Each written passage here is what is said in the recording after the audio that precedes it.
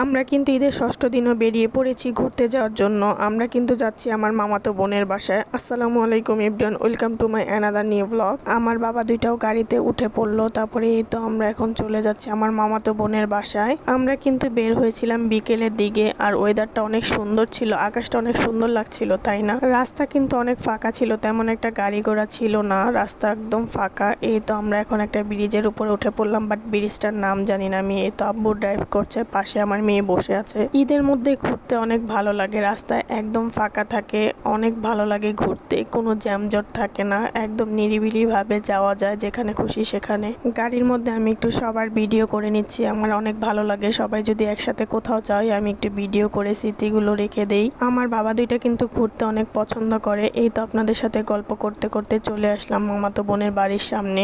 গাড়ি থেকে সবাই নেমে যাচ্ছি, আর আমার বাচ্চাটা গাড়ি থেকে নামতেই আমার বাচ্চাটা কান্না শুরু করে দিয়েছে। ও আমার মামাতো বোনের বাসায় যাবে না, ও যাবে আমার খালতো ভাইয়ের বাসায়। আমার বাবা দুইটা আমার খালতো ভাইয়ের বাসায় যাবে, কারণ আমার খালতো ভাইয়ের বাসায় দুইটা কুকুর আছে, ওরা আবার কুকুরদের সাথে খেলা করেছিল, এর জন্য ওরা ওই বাসায় যাবে। আমার মামাতো বোন 5 তলায় থাকে, 5 তলায় উঠতে উঠতে যান শেষ হয়ে গিয়েছে।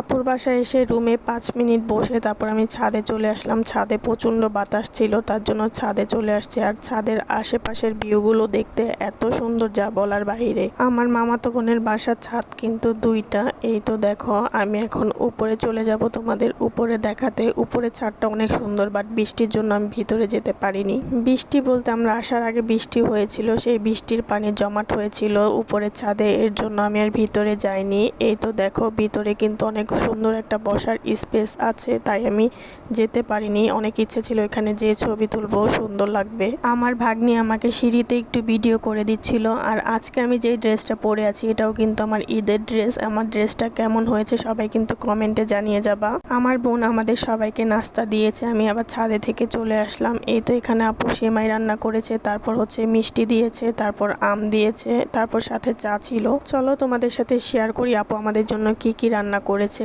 এই তো এখানে করেছে ডিমের কোরমা, আর হচ্ছে কক মুরগি সাদা করে রান্না করেছে, সাথে আছে সালাদ, আর হচ্ছে সাদা পোলাও। তারপর হচ্ছে গরুর মাংস রান্না করতেছে। এই তো ঝাল ঝাল করে গরুর মাংসটা রান্না করা হচ্ছে। গরুর মাংসটা এখন হয়নি, হলে তারপরে আমরা খাওয়া দাওয়া করে চলে যাব। গরুর মাংসের কালারটা সেই হয়েছে, তাই না? আর এখানে আমার মেয়ে আর আমার ভাগ্নি টিকটক ভিডিও বানাচ্ছিল, আমি একটু ভিডিও করে নিলাম। তারপর খাওয়া দাওয়া শেষ করে নিচে চলে আসলাম, এখন বাসায় চলে যাওয়ার পালা। আর আমাদের সাথে কিন্তু আমার বোন আর বোনের হাজবেন্ডও আছে, ওরা কিন্তু দুপুর টাইমে এসেছে, আর আমরা কিন্তু বিকালে এসেছিলাম। আমাদের আসার কথা ছিল না, আমার মেয়ের জন্য আসা হয়েছে। আজকের ঘোরাফেরা হচ্ছে আমাদের এইবার ঈদের শেষ ঘোরাফেরা। আমরা এবার ঈদে অনেক ঘুরেছি। আজকের ভিডিওটা এই পর্যন্ত। আমার ভিডিওটা কেমন হয়েছে লাইক কমেন্ট শেয়ার করবেন, ভালো থাকবেন সবাই, আল্লাহ হাফেজ।